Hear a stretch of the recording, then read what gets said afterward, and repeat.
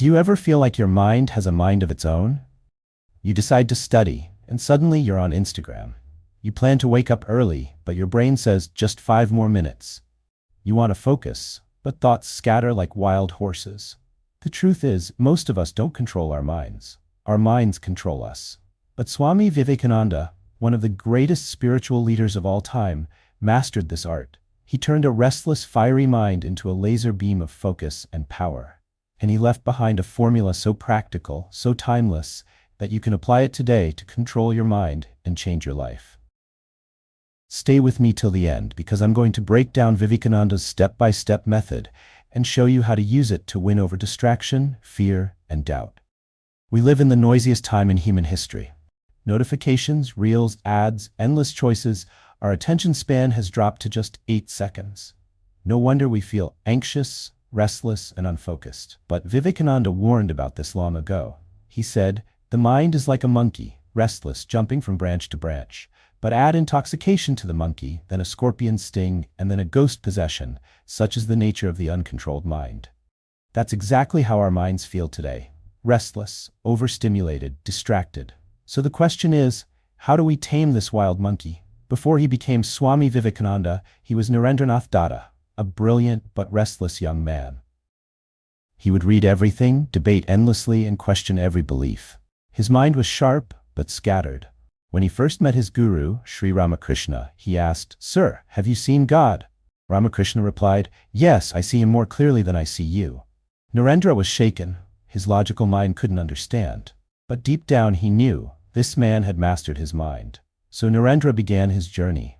Through meditation, discipline, and self-control, he transformed his restless monkey mind into a lion's mind. That's how he became Vivekananda. And that's the formula we're about to uncover. What does controlling the mind really mean? Let's clear this up. Mind control doesn't mean suppressing thoughts or becoming emotionless. It means directing your mind where you want it to go, stopping distractions from pulling you away, calming the noise so you can hear your higher self. Vivekananda said, "He who masters the mind is the greatest of conquerors. Not the one who conquers kingdoms, not the one who wins wars, but the one who conquers himself." Secret 1. Concentration is power. One of Vivekananda's strongest teachings was this: the powers of the mind are like rays of light. When scattered, they give little heat, but when concentrated, they burn. That's the first step to mind control. Concentration. Think of sunlight. Normal sunlight doesn't burn paper.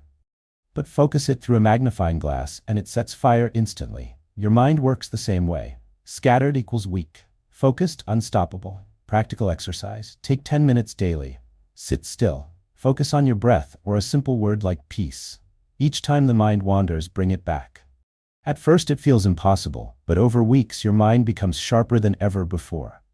Secret 2. Master the senses. Vivekananda said, "The mind is like water.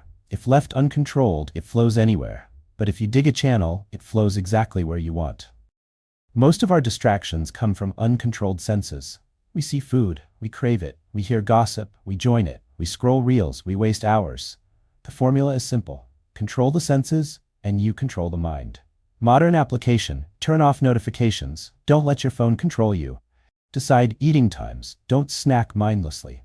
Practice saying no to small temptations daily. This strengthens your will for bigger battles. Secret 3. Replace weak thoughts with strong ones.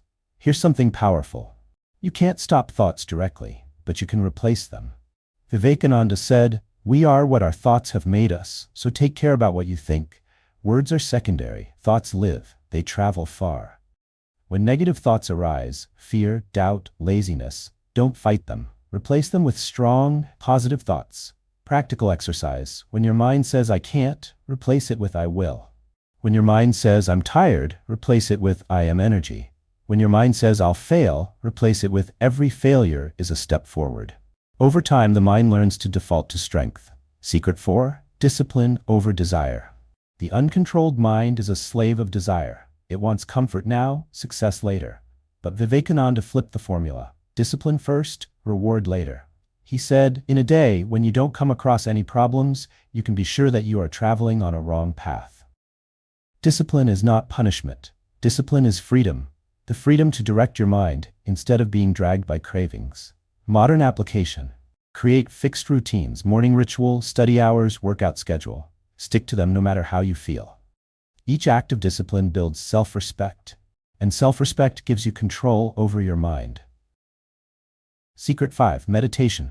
The ultimate key. Vivekananda considered meditation the highest training for mind control. He said the more concentrated the mind, the more power is brought to bear on one point. That is the secret. In meditation, the restless mind slowly becomes still, and in that stillness, you gain mastery. Practical tip. Start small. Even 5 minutes daily. Sit straight. Close eyes. Focus on a mantra, your breath, or visualize a flame. When distracted, return gently. With time, you'll notice your mind obeys you instead of controlling you. Once, Vivekananda was meditating deeply in Varanasi. Some mischievous boys threw stones at him to disturb his focus, but he didn't even flinch. Later, he said, "The mind can be trained to ignore disturbances. That is real strength." Imagine that level of control. That's what makes a person unstoppable. 5-step formula for you, Vivekananda's way. Concentration practice. Train your focus daily. Control the senses. Don't let small temptations rule you. Replace weak thoughts. Always shift from negative to positive. Discipline first. Build routines and stick to them. Meditate daily. Even 5 to 10 minutes makes you stronger. Follow this for 90 days, and you'll notice clearer focus, less anxiety, stronger will, a sense of inner peace you've never felt before. Let's end with Vivekananda's immortal words. The mind is everything. What you think, you become. Control your mind, and you control your destiny. So my friend, the question is simple. Will you continue being a slave to your wandering mind? Or will you take charge and train it like Vivekananda did, to make it your greatest strength? Because the moment you do, you won't just control your mind, you'll control your future. If you're ready to begin, type in the comments, "I will master my mind." That's your first step toward transformation. And remember, arise, awake, and stop not till the goal is reached.